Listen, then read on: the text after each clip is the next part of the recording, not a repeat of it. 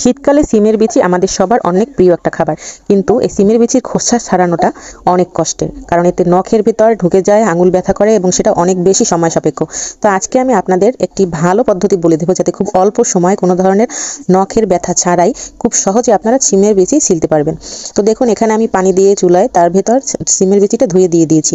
তো সামান্য যখন দুই একটা ব্লক আসবে, মানে পুরোপুরি পানিটা ফুটবে না, সামান্য একটু ফুটলেই তখন নাড়াচাড়া দিয়ে আমাদেরকে এই সিমের বিচিগুলো নামিয়ে ফেলতে হবে। এবার দেখুন কত সহজে এবং খুব তাড়াতাড়ি সময় কিন্তু এটা খোসা থেকে ছাড়িয়ে নেওয়া যাচ্ছে। এতে কিন্তু আঙুলের ভিতরও ঢুকছে না এবং বেশি সময়ও লাগছে না। তো দেখুন আমি কত তাড়াতাড়ি খুব অল্প সময়ের ভিতর এটা ছিলে নিতে পারছি। তো দেখুন আমার সিমের বিচিটা সেলা হয়ে গিয়েছে এবং এটা কিন্তু নরম হয়ে যায়নি বা গলে যায়নি, এখন অনেকটা শক্তই আছে। এজন্য পুরোপুরি ফুটানো যাবে না, অল্প ফুটালেই হয়ে যাবে। প্রথমে আমি চুলায় একটি প্যান বসিয়ে দিলাম। তো এরপর দিয়ে দিচ্ছি তেল। তো তেলটা দেওয়ার পরে এবার আমি পেঁয়াজ কুচি দিয়ে দেব। পেঁয়াজ কুচিটা হালকা ব্রাউন কালার করে ভেজে নেব। তো দেখুন পেঁয়াজটা আর কি হালকা ব্রাউন করে ভেজে নিচ্ছি। তো ততক্ষণে এই যে আমি এখানে মুরগির পাখ না, তারপর পা, চামড়া মানে রোস্ট করেছিলাম। তো তারপর যে বাকি অংশগুলো ছিল সেগুলো কেটে ধুয়ে ভালো করে নিয়েছি, আর ছোট ছোট করে আলুর টুকরো করে নিয়েছি, আর সিমের বিচিগুলো খোসা ছাড়িয়ে নিয়েছি। তো এদিকে আমার পেঁয়াজটা কিন্তু অনেকটাই ভাজা হয়ে গিয়েছে, এর বেশি আর ভাজবো না। তারপর দিয়ে দিচ্ছি অল্প একটু করে পেঁয়াজ বাটা। তো পেঁয়াজ বাটাটা দিয়ে ভালো করে নেড়ে চেড়ে নিলাম। এবার দিয়ে দিচ্ছি প্রায় 1 চামচের মতো আদা বাটা। তো আদা বাটা দিচ্ছি, আর দিচ্ছি 1 চা চামচ রসুন বাটা। যেহেতু এটা ফ্রিজে রেখেছিলাম তাই এখন একটু শক্ত আছে, কিছুক্ষণ নাড়াচাড়া করার পরে এটা মানে ঠিকমতো ভাজা হয়ে যাবে। তো কিছুক্ষণ নেড়েচেড়ে ভালো করে ভেজে নিতে হবে, যাতে মশলা থেকে সুন্দর একটি স্মেল আসে। দেখুন আমার মশলা কিন্তু অনেকটাই ভাজা হয়ে গিয়েছে, সুন্দর একটি স্মেল বের হয়েছে এবং কাঁচা কাঁচা যে পেঁয়াজ রসুনের ঘ্রাণটা থাকে সেটা কিন্তু আর নেই। এখন আমি দিয়ে দিচ্ছি 1.5 চা চামচ হলুদ গুঁড়া, আর দিয়ে দিচ্ছি 1.5 চা চামচ মরিচের গুঁড়া। আমরা যেহেতু ঝাল বেশি খাই, তারপর আমি এরপরেও কয়েকটা কাঁচামরিচ দেবো। তো আপনারা যে যেরকম ঝাল খান সেরকম ঝাল দিতে পারেন। তো মরিচের গুঁড়া দেওয়ার পর এখন ভালো করে নেড়েচেড়ে নিয়ে নিচ্ছি।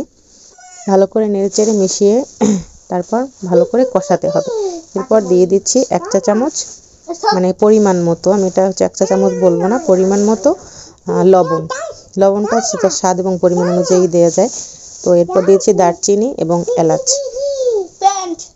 দারচিনি এলাচ দেওয়ার পর আমি দিয়ে দিচ্ছি জিরার গুঁড়া। তো এরপর আমি এই মশলার সাথে একেবারেই যে মুরগির পাখনা, তারপর পা আছে মানে যেগুলো আছে সেগুলোকে দিয়ে দিচ্ছি, কারণ মশলার সাথে একেবারে এটাকে কষিয়ে নেব।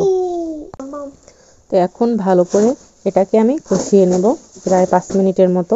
তো পানি দেওয়া ছাড়াই আমি এরকম ঢাকনা দিয়ে ঢেকে রাখলাম।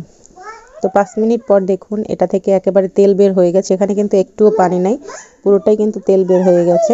সুন্দর মতো কিন্তু কষানো হয়ে গিয়েছে। আর যেহেতু এটা সোনালী মুরগি, তো সেহেতু মানে বেশিক্ষণ সিদ্ধ করার কোনো দরকার নেই, এখনই অনেকটা সিদ্ধ হয়ে গেছে। এর বেশি আর আমার এক্সট্রা করে পানি দিয়ে সিদ্ধ করতে হবে না। এর ভেতর দিয়ে দিচ্ছি আমি সেই কাটা আলুগুলো ছোট ছোট টুকরো করে কেটে নিয়েছিলাম, আর দিয়ে দিচ্ছি সিমের বিচি। এটা আলু দেওয়া ছাড়াও শুধু সিমের বিচি দিয়ে আপনারা রান্না করতে পারেন। আমি যেহেতু আলু পছন্দ করি সিমের বিচির সাথে খেতে, সেহেতু আমি আলু দিয়ে দিয়েছি। এবার এটাকে ভালো করে নেড়ে চেড়ে একসাথে মিলিয়ে নিতে হবে।